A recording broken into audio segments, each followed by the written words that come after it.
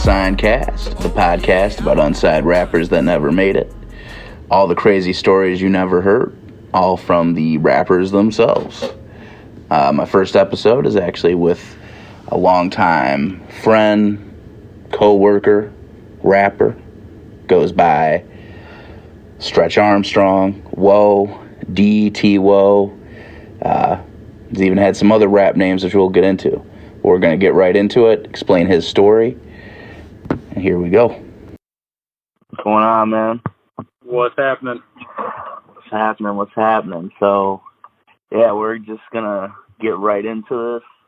I know we're working with time here, so we're going to dive into just getting, a little bit of an origin here. So, what was the first thing that you remember in terms of your earliest hip hop experience, in terms of what song, what artist, what moment in time, what got you into that you were like, okay, this is, out of all the music genres, this is what is kind of steering me more in this direction? Yeah, super cliche, but I mean, I've always liked hip hop. Even when I was younger, I'd listen to things on the radio, that were, obviously I was a kid, but, California Love, I used to love that song. It was my shit. But the one that really turned me and made me into a hip hop head and fan, cliche as it sounds, is My Name Is by Eminem. I heard that in the 5th grade. I'll never forget it. It was 1999. And a friend of mine told me about it. I heard it, and it fucking blew my mind, and I was hooked ever since then. I didn't know me and you were the same age. I thought I was a little older than you. Because, I was the same, I was in 5th grade when How My Name Is first came out. I remember I was in front of an ice cream shop. My dad took me to get ice cream. Pretty funny story. And I'm getting ice cream. I'm in the car eating my ice cream. And that song just pops on. And it was just bam. It was took my little brain and just hooked it in. Yeah. So just that's fucking hooked it. Yeah, hooked it. So that's I would say it's relatively similar for me. I remember hearing hip hop obviously earlier on, obviously the West Coast stuff, the Tupac, Snoop Dogg, Dr. Dre, right, and then that obviously the Eminem stuff in the late '90s, DMX, Ja Rule, that kind of stuff. What was it? So obviously that's what took you in the direction of hip hop being the genre that you're predominantly listening to. At what point was it I'm going to start writing stuff? So I have an older brother. He's 7 years older than me, so it's quite a little bit of an age gap there. Right. But he was, 7 years older than me, and if you think about me and you, when Eminem came out in 99, I think 7 years before that, you're talking 92. So we're talking, Snoop Dogg, Tupac, Dr. Dre, all that shit, NWA. He was around for all that. So, he was, when I got into hip-hop, he was getting into it at that time. So, he was really into that, and that kind of influenced me because, when you got an older sibling, you want to be just like him, 90%. Oh, yeah. So, I'm listening to what he's listening to, and he's listening to shit not necessarily 92, but Regulators, from Nate Dogg and Warren G, all kinds of stuff, and that's one of my favorite songs. But at that time, I remember just listening to stuff through him, and that got me hooked on things. And then, he's 18, I'm 11. So he's listening to shit that, is coming out, like you said, Ja Rule, DMX. I don't know, my brain's a little scrambled right now, but there's so many people, Jay-Z, Nas, just anybody, you know what I mean? And if I liked it and I heard it, West Side Connection, Ice Cube, if I heard it and it just hooked me, and after I heard just the lyrics from Eminem and just thinking about what they meant, I remember it, I was thinking about it, and I was like, this is the craziest fucking shit I've ever heard in my life. Yeah. and it was so just a premature birth that was, and I was born 5 minutes late or whatever. It was just fucking crazy. It blew my mind. It was awesome. So that's what got me into it. And then my brother used to write rhymes, so I just started writing with him, and that's kind of how that came about. And then I started recording Us. He kind of initiated it, but I liked it more. I'm more of a technical person, so I got more into the actual recording of me and him. and then I learned like song structuring and just how to write decent lyrics from him. So let's pause right there. So obviously Eminem comes out. That's like, okay, obviously your brother was already into hip hop. Your brother's 7 years older, so he's been into the genre. And me and you both were the same age. When you're a little kid and stuff, at a certain point, you're not really thinking about genres. You're just like, this is on the radio, this is catchy, I like this. Like, you're not really thinking about it. In some cases, I think that can be a good thing. There's definitely pros and cons to that. But long story short, that took you in the direction of hip hop. Then, at what point in time from there do you start to actually like say, okay, I'm gonna try doing this? And did you and your brother do it at the same time, or was he already doing it because he's older, and then you kind of hopped on that bandwagon? I actually hopped on the bandwagon. He actually had a set of turntables, and he was DJing and shit. And oh, wow. Yeah, and he was writing rhymes, and he was DJing. And I have a cousin that's a little bit older than me, and he was writing rhymes.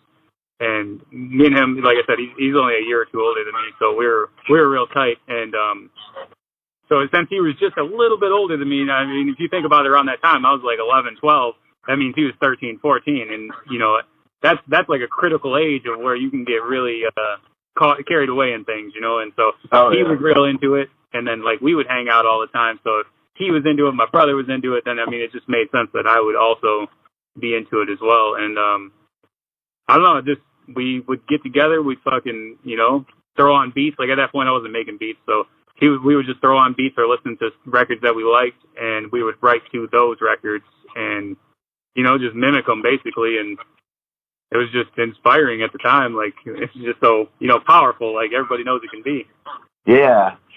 So right there too, because this is something that I've always wondered.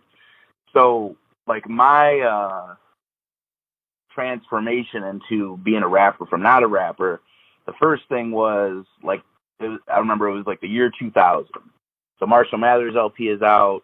Ja Rule's 336 album's out. For some reason, these albums, they were just two of my favorite albums at the time. It's really funny, like, looking back on it, like, these are the two guys that, like, made me want to be a rapper. But what I would do is I'd pretty much write out the lyrics of my favorite songs, and then I'd be like, okay, it'd be cooler, an 11-year-old, it'd be cooler instead of saying this if they said this. Like, I'm telling them, like, what would be better for these professional rappers to rap about. So was that kind of what you guys were doing as well? You're pretty much kind of like putting your own twist on the same, on their already written lyrics kind of thing? Not necessarily. I mean, I don't know, I wouldn't say if we got stuck, but it was more of just writing your own lyrics. And I mean, I was talking about all kinds of goofy ass shit because I was 11. You know what I'm saying? Like, yeah. It had references to like, fucking Pokemon, like all kinds of like shit that you liked when you were a kid. You know what I mean? And you'd let Charizard down. You know what I'm saying? If you didn't mention it, so you had to. And no, I mean, we would just make up our own lyrics, but it would just be on top of somebody else's beat. And so you guys had industry beats. So with that, because like obviously, so at this point you guys are writing, but do you guys have anything to actually record with? In 2005, I think it was, my brother bought a mixer, and like we didn't know how to set this shit up, like, mind you know what I mean? So there's all these things like phantom power and just how do you convert the audio signal into digital to get it into a computer to record you. Yeah. Like, we didn't have tape machines, shit like that. Like, I actually started out in like a karaoke machine, like way, way back in the day, and then eventually it turned into this, and we just kind of had to figure out how to make it work. And I remember, now I know what it means, but we were running it as a stereo operation, so it would have the left and the right speaker, but I was only recording it in the left side, so it was mono, but it would only be in the left speaker, and then I would have to pan it to the right to like make it centered. And it was just. So you were learning pretty technical shit like early on then. But I had no idea what it was. I just figured out that it worked, and I just fucking made it work, even though I didn't know what I was doing. Yeah, that's pretty wild. Yeah, like with me, like it was like by the time I was 13, I had met Chuck, and we both were kind of writing, and we weren't really friends at that point in time, but we were in 8th grade, and like we were both writing in health class, and we're like, oh man, we should do this together. And I remember his mom was like, trying to be a writer and write a book. She had this tape, like those tape recorders when you record your thoughts with. So she had that, and so we would take that, and there would be like we'd have, his boombox or stereo playing the beat, and then we'd be rapping to try to hear our voice and the beat at the same time. So obviously the sound quality, there's no mixing, it's like trying to capture all this stuff at the same time. Didn't even conceive the idea of like, how the recording process is supposed to work and stuff like that. And then eventually we ended up getting a copy of Acoustica as like the first recording program that we started using. What was your like first recording program that you started messing with? The very first one that I remember us fucking around with was actually it made beats. It was called Hip Hop DJ. I remember hearing about that. Like MTV made that, didn't it? It was like MTV's Hip Hop DJ or something like that.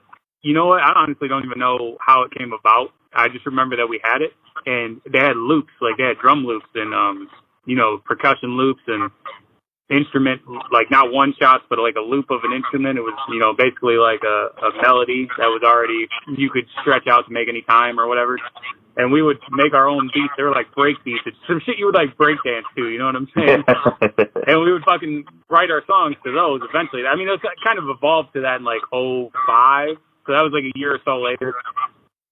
And from then it just morphed. And I don't even remember what program we had. Honestly, we had, it was Magic's Music Maker. But it was like Music Maker Magic, like 3 or some shit. It was like old as fuck. That is wild. I do remember that. Yeah, that was definitely one of the first ones. So what's crazy to me is this is where, and this is like really what's fascinating me, is each of us that I'm probably, and all the people I'm going to talk to, everybody has their own like kind of unique journey. Like the people that I was with for the most part really did not venture into the beat making, and maybe we like tried to like dip our toes into it a little bit, but it was like always just like downloading instrumentals, or eventually we went on to SoundClick where there would be like, people who were trying to be beat makers. Then you could just download their beats and write songs to them. So you were really getting into like the beat making pretty much almost coincidingly with rapping. It was never like one or the other, it doesn't sound like.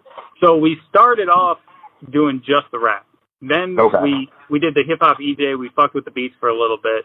And then we just stopped doing that and just went back to the rap. And honestly, to my standard, I felt like I like kind of perfected my writing at that point, where I just did a solid writing for a good 4 or 5 years of just nothing but writing songs to SoundClick beats or known instrumentals or whatever.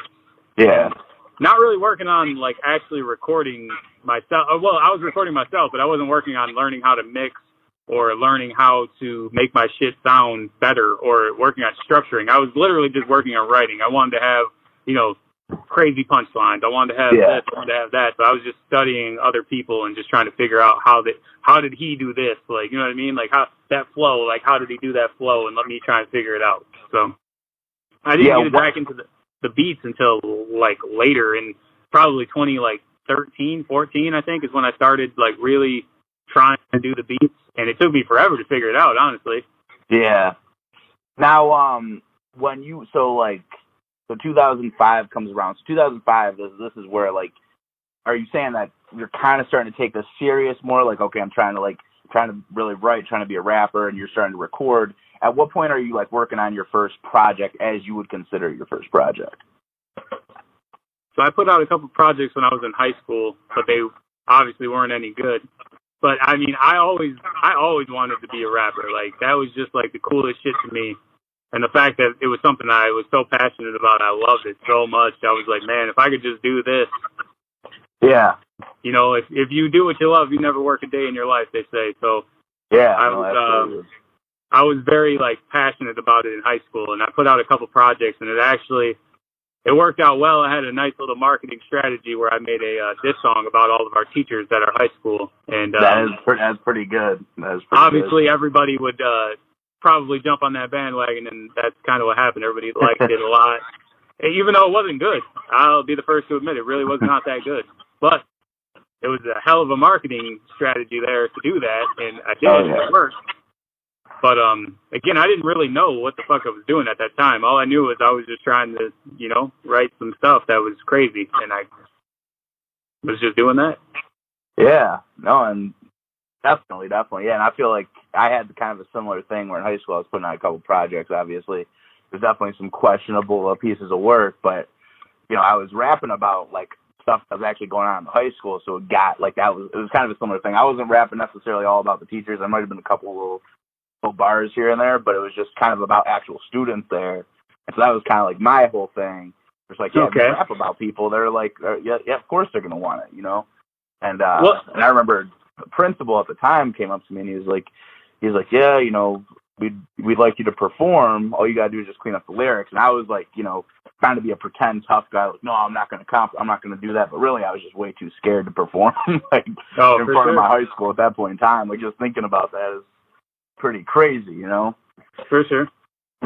So yeah, so that happened. So like you're out of high school at this point in time, and like what do you consider? Because obviously, you know, you consider your high school work kind of like pre-work. You don't consider that like some of your, I guess, more structured albums. So when are you like working on like what you would consider your first piece of like album that you would say, okay, this is like part of my discography or whatever the case is? So I was like real lost after high school. I didn't really know what I wanted to do. I had some family personal stuff going on I was dealing with, and I had a lot of I was just lost, man. I had a lot of rage built up from some things that happened, and I just needed a way to get it out. And I hadn't been actually like really doing the music so much. I was just kind of chilling. Like honestly, I was just a fucking bum for a couple of years. Didn't really do anything. Yeah. Then I just got back into it, man. I don't know. I just needed to get it out. You know what I mean? So I played some beats and I started writing, and it kind of took a turn, man. It's just like it just clicked one day, and I was like, yeah, this is what I'm supposed to, you know, like this is how I'm gonna get it out. And I started making stuff, and I played it for my friends, and they were like, dude, this is fucking awesome. Like I don't know, like what the fuck is going on, but whatever you got going, like don't stop. And so I was just recording it and trying to get it out, really. But I didn't know anything about, again, I didn't know about recording, like, really. Like, I kind of started figuring it out more of, like, how to make it sound the right way, you know? Like, I've never been to an actual studio. I've recorded everything I've ever had at my own house, so. Yeah. On SoundClick beats, I was just stealing, you know, I wasn't even listening to them. I was a fucking dirtbag, bro. I was just going fucking rap on them. I wouldn't do nothing. Have the tags in them still, all that, yeah. Oh, yeah, for sure. So, I was a fucking dirtbag, man. That's what I did. So, and then I got into, you know, making my own beats, and now I know how to record myself, and it kind of taps back into that writing stage. And what's real, like, unfortunate is nowadays, though, like, back then, that's when writing was, like, really respected. And nowadays, like, they don't give a fuck how sweet your writing is, you know, like, how dope, how many bars you got. Like, it's really not even that big of a deal anymore, in my opinion. Like, a lot of the mainstream stuff doesn't have bars. Yeah. It's about having a catchy hook and a dope beat. Like, if your beat ain't fire, then fuck it, we're turning it off. Oh, yeah. Yeah, no, the beat is definitely has way more prominence than probably ever before. But, you still got to try to make a catchy stuff, too, though. You got to, you know, try to do all that. What I like is kind of like the people who kind of ride that thin line. Like, I feel like Drake rides that thin line of, like, the catchiness and then still saying some slick stuff here and there. You know, like, that kind of stuff. Like, the people who kind of can dip their toes in both worlds a little bit and keep it current. That's, like, you know, that's something that's always something I strive to do. Is try to find that, like, that perfect in between, because I felt like all, like, the people that I really liked, whether it was Eminem, whether it was Lil Wayne, whether it was Jay-Z, they all kind of, that's kind of their whole thing, is they want the respect from both worlds, and you know, I felt they always made, like, really good, you know, good quality stuff because of it. So, because, like, so, you know, after high school, you know, you're kind of, like, figuring things out for a while, and you get into it. So this is another thing that I think is, you know, interesting. So how many rap names did you go through? 4. 4, okay. Are we going to get a rundown? Kind of embarrassing. I'll tell you mine. I guarantee mine are more embarrassing. I will bet you all the money in my bank account right now. Mine are more embarrassing. All right. First one was when I was 12. It was P Pimp. Okay, that's pretty smooth. Okay, smooth as butter, right? Okay. Yeah. So then I went to the high school and the high school era, and I was explicit with just the X, no E. You know what I'm saying? Ah, okay. Oh, yeah, I know. Smooth again. Very, very smooth. That could be like an R&B singer, like a 90s R&B singer now. Absolutely. And then it turned into Stretch Armstrong. Okay, now that's where I remember. That was the first time I heard. And that's when I met you. Yeah, okay. So you weren't WOAH yet when me and you first met then? No. Okay. Or if I was, I had just turned it into WOAH in front of, before Stretch. So okay. Stretch was like that lost period after high school, and then WOAH was like the taking it for real serious, like just really trying to do something and getting a collection of songs together. I gotcha. So here's mine. So in 7th grade, I don't know if I've ever told, or really it was 8th grade, I don't know if I've ever told you the story, but we had a substitute teacher.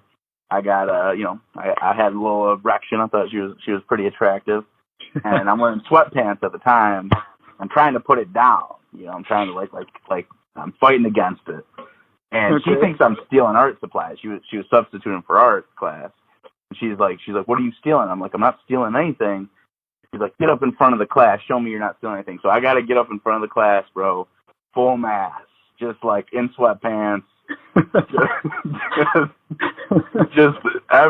Literally just people like just dying laughing. And what was crazy about it too is, bro, tell me why I had to write her an apology letter for having a boner though. So I was like I can't control, but it was a whole other thing. So anyway, everyone in the school calls me Bone. Like that just becomes my nickname, right? So Bone is my first rap name, and then I'm getting really into like gangster rap is just really like what I'm crazy into. So then my rap name becomes Gangster Bone. Gangster Bone. Yeah, gangster. The toughest erection you ever seen. Yeah. So I become Gangster Bone at that point. Gangster Bone. I become D-Matic for like a brief, quick second. And then after D-Matic, it was Trigger G. Trigger G, okay. Yeah, so that was like my like rough like gangster, like just like I gotta like have the most gangster like names I could think of. And then I switched. I was like, okay, maybe I need to kind of incorporate like reality a little bit. So I used my initials, AVP. Okay. And then from AVP turned to Tony P. And then I really liked the whole idea of like Kanye West and like people using like a first name and last name, even if it wasn't a real first name and last name. And my real last name is really long, so I was like Paola. And I didn't even know about like this whole like Paola scandal and all this other stuff about it. I just thought I was just trying to shorten. I was trying to take the first part of my last name and the last part and just combine them. And so that was like the final kind of incarnation of that. So, but yeah, no, I told you that if my first rap names were your first rap names, I would be out. We could trade any time, man. Yeah, I guess you kind of got me there. Yeah, I told you, man. Nobody can beat me in terms of it'd be really hard to beat me in terms of embarrassing. Rap. Gangster Bone is a little bit more embarrassing than P Pimp, I guess. So. Than what? P Pimp. Oh yeah. Gangster Bone. Yeah, no, the Gangster Bone is I really wish I remembered like what my mind state was about it, but I feel like at the time I was like, yeah, this will really get them. Yeah, it's really gonna take off. Yeah. Great. Yeah. So that's awesome. Yeah. So after you're Stretch Armstrong. So at what point are you in this like? What point are you essentially? Because me and you met because we both worked at Beaumont at that point in time. I'm pretty sure that's how we got to know each other, at least personally. We might have known each other like online. Yeah. I think I actually like met you in person at Beaumont. Yeah. Yeah. So so that's probably right after you became WOAH and stuff like that. And then, Probably. what are you because I think you just got done working on a project, right before me and you met, like a solo project. Yeah, that one is the one that I would consider my very first like actual. You asked me what would be part of my catalog. That is the one that I would say that's like my one and only kind of, as far as a catalog that I would show someone and not be super embarrassed of. Right, I gotcha. And even now, it's still not like nothing crazy. I feel like I've made a lot better things since then, but I respect that time. So. Yeah, and then from there, it seemed like you were doing a lot of like, maybe you didn't like record a lot more solo like full on projects, but you were doing. It seemed like you were definitely grinding, like in terms of doing a lot of shows, doing a lot of collaborations. I was definitely very. I was real active. I was real engulfed in it. I had a group. You know, Be Well, rest in peace. Rest in peace. I had Mike Fuego. I had the whole squad, and we were really doing a lot of things, and everybody was on board, and it was real good, man. And you know how it goes. And unfortunately, that ended, and then we did the next thing, the city thing, that unfortunately ended as well. And now I'm just doing my thing. And honestly, I don't even really rap all that much anymore. I don't really have the like hunger that I had, you know what I mean? Like I said, I had that rage, and I like had to have somewhere to put it and aim it, and now I don't really have that anymore. So I like to just make the beats, and I feel real inspired by that, because it's kind of similar in the way that you get to let out, like, if I'm a little upset, I can make a dark, angry beat. If I'm I'm just chilling, I can make a laid back beat. It's kind of like writing, like you might have laid back lyrics, you might have more intense, like aggressive lyrics. Like it's kind of the same situation, but it's just, I don't know. It's something new. Yeah, and it's got to be nice, because I want to touch on this in a second, but just to say, like, when you're controlling like the beat making process, like you can control the whole mood, versus when you're just rapping and you're not making the beat, you're kind of searching for the mood to write to. But when you can just kind of create the mood as a beat maker. So that is definitely a dope concept. And I don't know if that's kind of part of your mind state at all sometimes, but. So I kind of figured it out in roughly 3 years ago, maybe like 2017, that if I can think, that's when I kind of started getting like good at making beats, in my opinion. Good enough that I could take something from my brain, kind of beatbox it out just a little bit with the idea of lyrics already ready to go, and then turn that into a song, or something that would they would be very cohesive. They'd go together. It made sense. I wasn't able to do that earlier in time. Like you said, I was controlled by the beat, like I had to do what the beat wanted. But with this way, it gave me like full freedom of expression of I can make anything I want. Like, and it was just incredible. Yeah. So and we're gonna get back into that in a second. The one thing I did want to ask, because I want to ask everybody I have on this podcast about this, because I feel like every person pursuing rap or something, like there's always a moment, right? There's like you got when you were, and again, I'm kind of I'm an insider in your rap career and an outsider. Like there's times where me and you kind of fell off. I don't think we were ever like beefing or anything, but we just did our own thing for a little bit. But was there ever a time where you're like, man, this was like a highlight, like this was like the high, like where you were like, this is like, whether it was this is it, I can see things that may be about to like go somewhere career wise, or it was just like, even if it wasn't something that was going to be financial, something that you look back on was like, this was like the highlight. This was like such like a moment in terms of what was all going on musically and everything like that for you. Like you actually just said, I was grinding a lot in 2012, and that's when we had like my group of like Be Well and Mike Fuego, and we used to do stuff literally every day, and every day, months on end, where we're just coming up with song after song, and I mean, some of them got recorded, unfortunately, where we got to put everything down and then put it out. But I have a lot of shit on my on my computer, or just in notebooks. And there were so many sessions that, and I'm sure you can attest to this too, of when you feel that special, like, quote unquote magic, you know what I mean? Like that chemistry when you're with people and you start vibing and you come up with maybe a catchy line or something and you throw it out and it's like, holy shit, you know, and if you're with your friends or, you know, in this situation I was with my group, you throw out something and you all start singing it, you know, like a hook or whatever, and you're like, man, this is the shit right here. Yeah. It was feeling that and then doing the shows with these people and selling songs and having people actually buy like my music from me, you know what I mean? Like, and that was back when it was like hand to hand, like selling a physical copy before streaming platforms. But I would say that really had me feeling, like you said, I was grinding.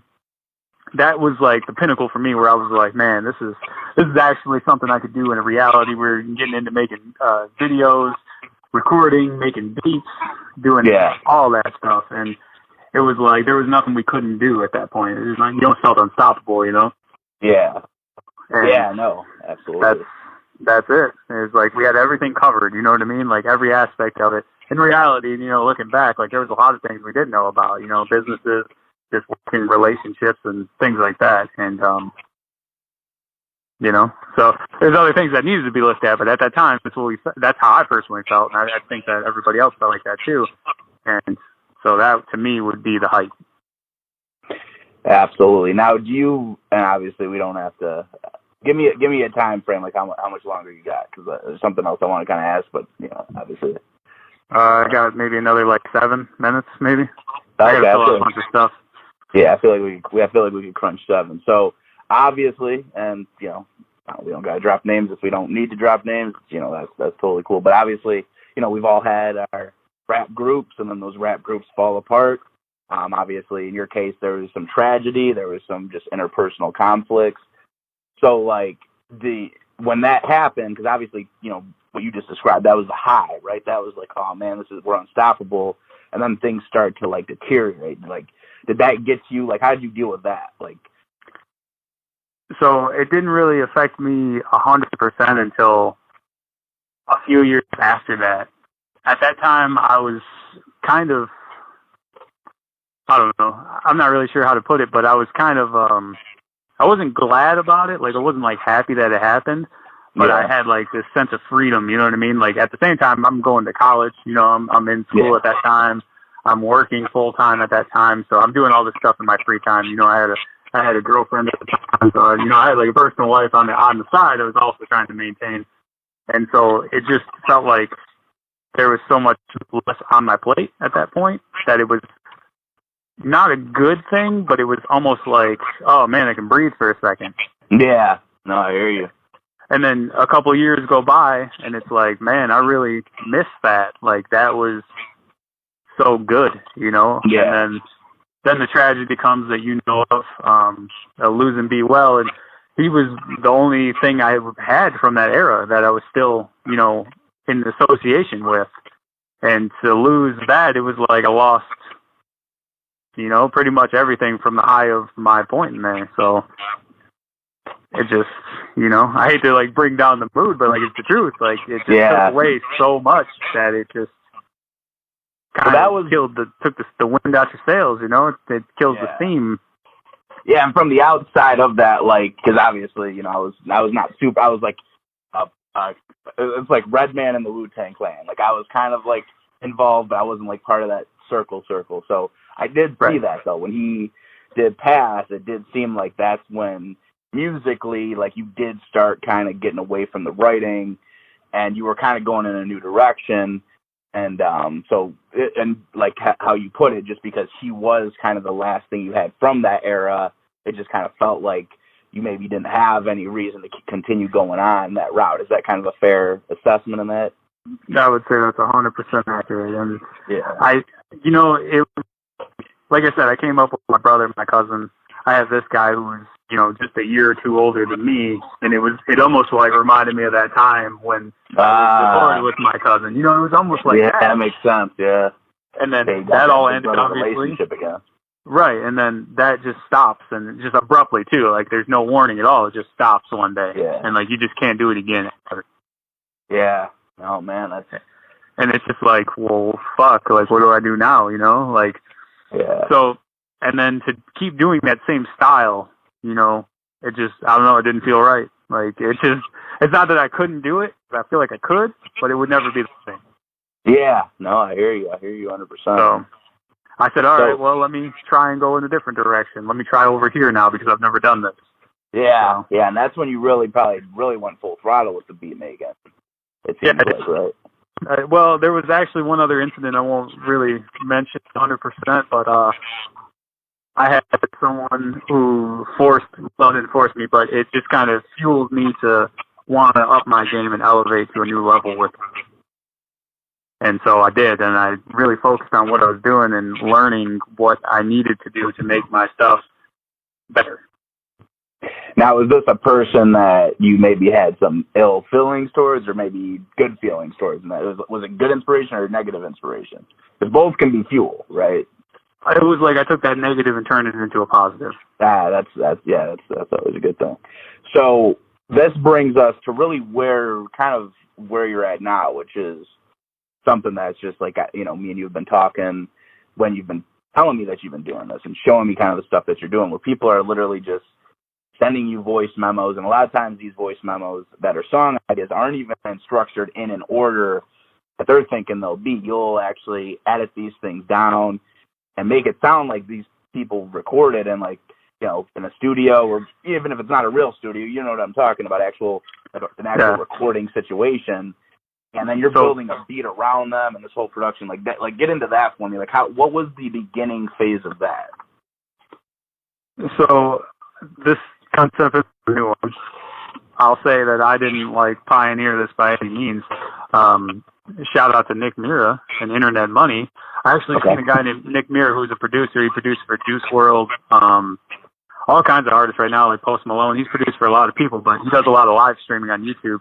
And I actually watched him do it, and he took some vocals, it was an acapella from Lil Nas X, and he actually like reharmonized it, where he put down, you could tell Lil Nas X recorded it to a beat, and he took it as an acapella, found what key his vocals were in, they were already tuned, found what key they were in, and then put down an entire new beat basically behind that, with just laying down, you know, a chord progression behind his vocals to make it sound any way you really want at that point. Like, you could take anything that you were to send me, I could, you know, depending on the type of instruments for sound selection and the chord progression that I was to use, I could make it sound sad. I could make it sound happy. I could make it sound West Coast. I could make it sound East Coast. I could make it sound crap. Yeah, it's crazy what you can really do. So just with the power of being able to time stretch things and laying down certain instruments and drums, you know, you can make anything possible. So what I did, what you're referring to, though, is I have a friend, his son is 7 years old, and he wrote down the rap, and he recorded his son off of his phone in a voice memo, and actually sent it to me, and he just said, hey, I think it would be really cool if we could make a song out of what I got him doing. I just want to have something so that he can look at it later on in life and, you know, say, hey, this is pretty sweet that I did this. So I said, absolutely, man, I'll give it a shot. Go ahead and send that over. So he did, and I cleaned it all up.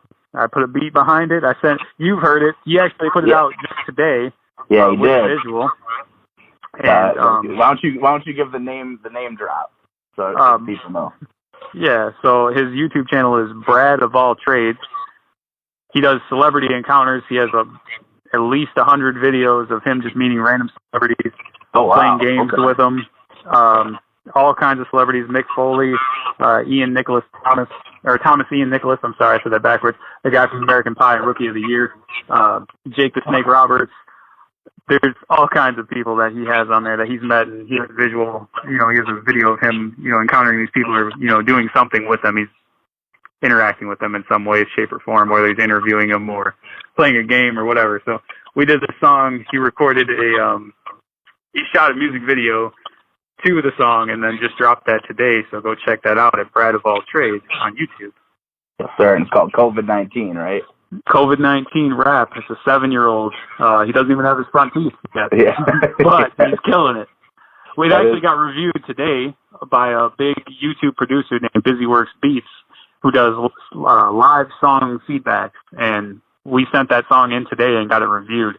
And the chat lit up with a bunch of flame emojis, and everybody had to agree that the song was quote unquote low key fire and bumped. Yeah, so, absolutely.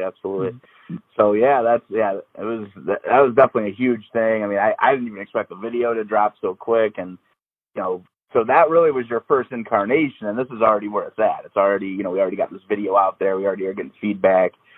So my whole take on you, because again, obviously, I met you like 8 years ago. And that, that kind of anger and stuff that you probably were dealing with after high school and all that, I always kind of felt something like that, some type of fire in you that was driving you. Do you feel like this is like the next, like you're just trying to find like a bigger and bigger challenge? Like, okay, not only am I'm just going to put myself in the hardest position to where not only I'm not making beats even for myself anymore. Now I'm going to have people just send me voice memo ideas, and I'm just going to build a song. Like there's got to be a part of that where you're just really just kind of, I don't want to say punishing yourself. It's almost like I need to just create as hard of a situation as I possibly can to achieve it. Is that a fair kind of assessment?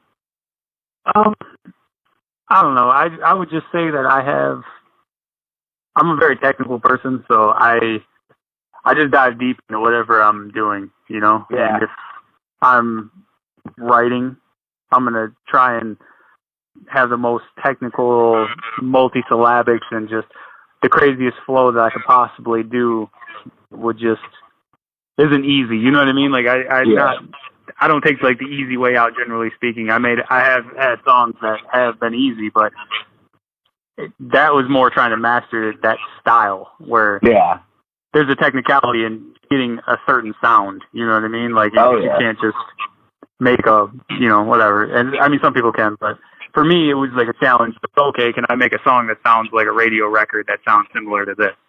Yeah. Bam. Did it, And so for that was like a whole other challenge. I've never taken clips and pieced them together to make an entire verse. Actually, you know what? I take that back. The way that this actually did come about was I had acapellas from Be Well that never gotten used. As I was talking about earlier, we've had, multiple sessions. And I had a lot of unused material from him. Or it was already on a beat, but it was like a SoundClick beat or a known beat. So when I got good at making beats, I would just take his acapella and I would time stretch it to fit on my beat. That's pretty wild. And it was pretty cool because I would send it to his family. And I would send it to his mom and his brother and his sister. And I would send it to people, from his family. So it was like it was something new from him that they never heard before, which was... That's awesome, man. It was very cool, yeah. And so that's really how it started. And then, from that, this opportunity came about, which is very similar to that, but his was a cohesive verse that he wrote and recorded himself as, a solid verse as opposed to just small clips that got pieced together to make a verse. Right. So that's how that kind of came about. Yeah, no, that is, it is crazy looking at the whole timeline, how it's almost like one thing leads to another thing, leads to another thing. It is, it's pretty fascinating, to say the least, man. But, I appreciate your time here, man. Like, I know that, we had a little bit of a crunch, but I feel like we covered all the points, tried to touch on everything. Yeah, try not to ramble too much, but give you what you need. Yeah, absolutely, man. So this, again, greatly appreciate it. For sure, man. I appreciate the opportunity to, put it out there, and I appreciate you. I seen you share the video, and, you always show love, so appreciate that. I'm going to always continue to do that, man, and, I'm going to keep rocking this thing out, and we'll see where things go with the whole, the making the songs out of voice memos, and we'll probably do another one of these in the future. Absolutely, man. All right, bro, well, hit me up, and we'll do that. All right, man, be easy. All right, later.